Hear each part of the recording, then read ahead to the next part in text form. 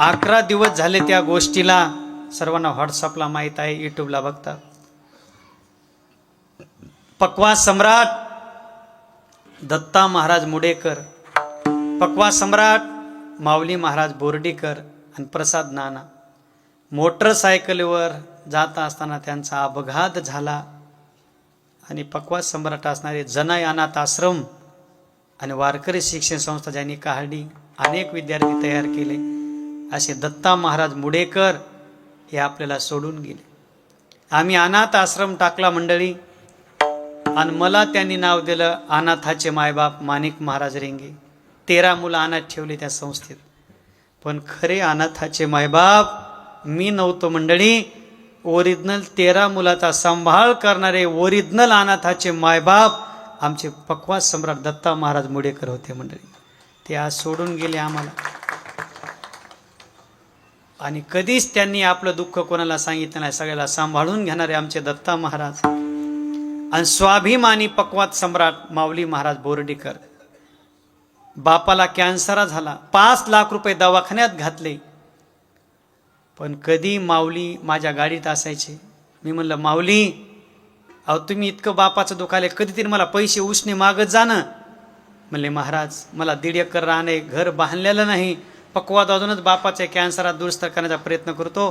तुम्हाला जर पैसे मागितले तर आपलं प्रेम कमी होईल. मी वेळेवर द्याचो ना, व्यवहार चुकणार. तुमचा आखा असंच माझ्यावर प्रेम राहू द्या, असाच आशीर्वाद राहू द्या. ते आज दोन्ही लेकरं महाराज पक्वास सम्राट माऊली आणि दत्ता महाराज खरे अनाथाचे मायबाप आम्हाला सोडून गेले. देवा पांडुरंगा तू चुकलास देवा, माझ्या माऊलीला आणि माझ्या दत्ताला तू लवकर घेऊन गेलास. देवा तुला एकच इच्छा होती, आमच्या दत्ताला माऊलीला न्यायच्या अगोदर तू मला न्यायला पाहिजे होतस. कारण माझ्याच्यानं तेवढा समाज, माझे विद्यार्थी घडणार नाहीत, पण माझ्या दत्तानं माऊलीने विद्यार्थी घडू दिले असतेस. एकच सांगतो पांडुरंगा, कोणत्या न कोणत्या रूपामध्ये पुन्हा महाराष्ट्रामध्ये परभणी जिल्ह्यामध्ये माऊली महाराज बोर्डीकर आणि दत्ता महाराज नानाला जन्माला घाल, हीच तुला विनंती आहे मंडळी. त्या ठिकाणी म्हणून खूप बोलण्यासारखं आहे त्यांच्या. आता खूप वारकरी संप्रदाय आघात झाला हो.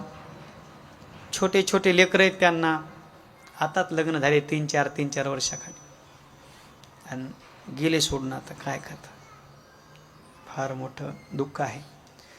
एवढंच सांगन या निमित्तानं मी, मुलांनो मोटरसायकल मोठ्यानं पळू नका, एखाद्या वाहनात जाताना फास्ट गाडी नेऊ नका, आणि रात्री 1:30 ते 5 पर्यंत संध्याकाळी गाडी चालू नका. पेट्रोल पंपावर झोपा, एखाद्याच्या जिथं तुम्हाला जागा भेटेल, मंदिर असेल तिथं झोपा बापा, एखादी शाल अंगावर घेऊन. पण संध्याकाळी 1:30 ते सकाळी 5 वाजेपर्यंत माझी माय, नाना, काका, माझे मित्रांनो प्रवास करू नका. तुमचं जीवन अनमोल आहे. असे अपघात टाळा. एक माणूस गेल्यावर घरचं काय होतं ते आम्हाला कळायलंय मंडळी.